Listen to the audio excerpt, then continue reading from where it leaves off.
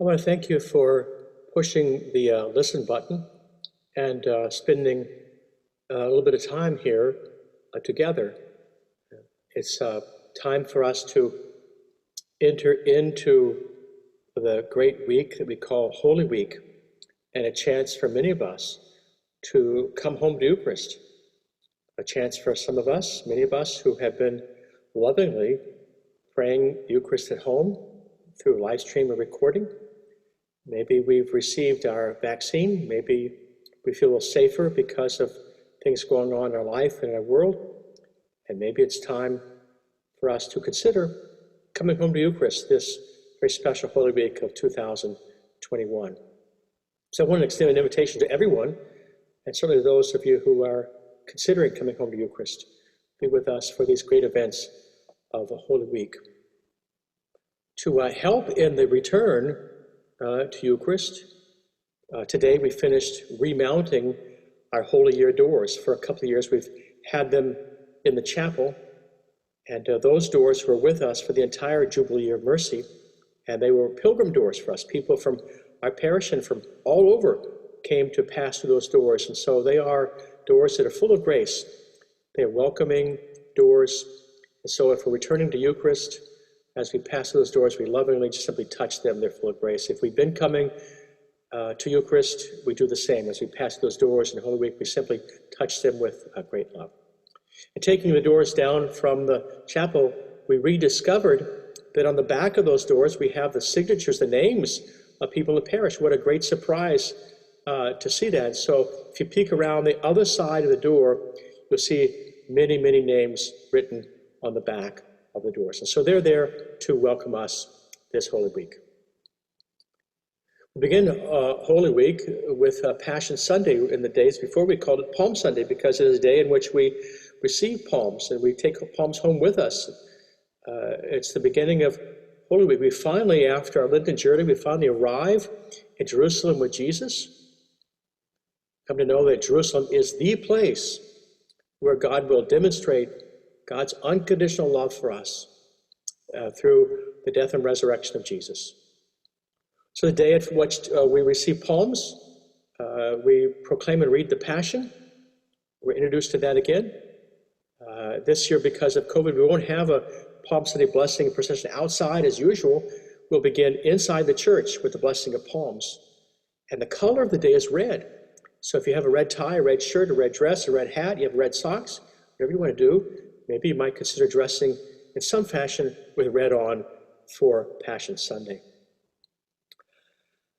Our Holy Week continues with the Sacred Triduum, the 3 days of Easter that comprise Holy Thursday and Good Friday, and the combination of Easter Vigil and Easter Sunday. It begins on Thursday night with the Passover meal, the meal that was sacred to Jesus and sacred to his people.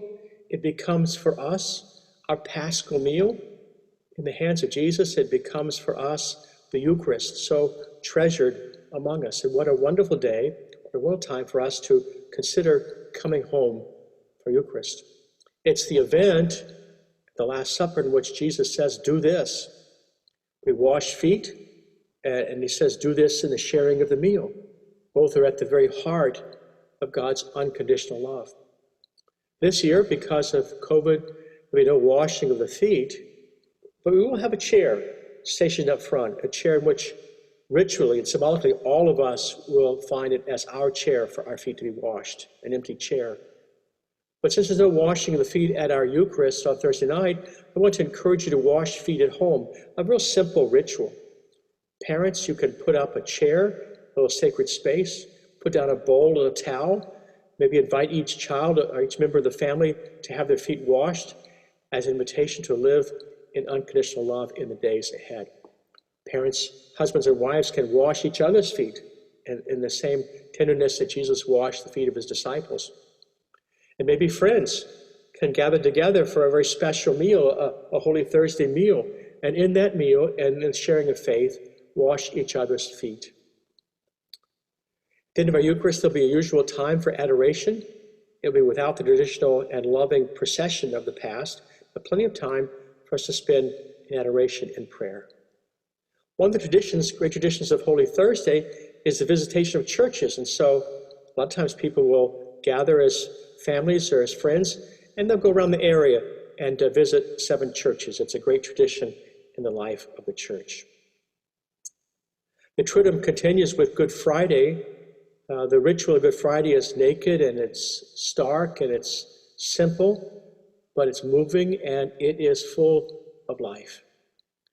No tragedy on the cross. It's all about redemption. It'll be time for receiving Holy Communion on Good Friday, another time to come back to Eucharist. There'll be a time for adoration of the cross with us. Well, it will be a simple bowing before the cross for all, for friends to come together, for families, a simple bowing before the tree of life. What a wonderful night. On Saturday night, we have the Easter Vigil. It begins at dark, probably around 8 o'clock or so. Saturday night vigil, it's COVID reduced. There's no fire and there's no procession as usual, but it is also full of life. The catechumens will share in baptism and confirmation and Eucharist, and in that the whole church and our parish rejoices. It's a night in which we proclaim in song the night heaven is wedded to earth.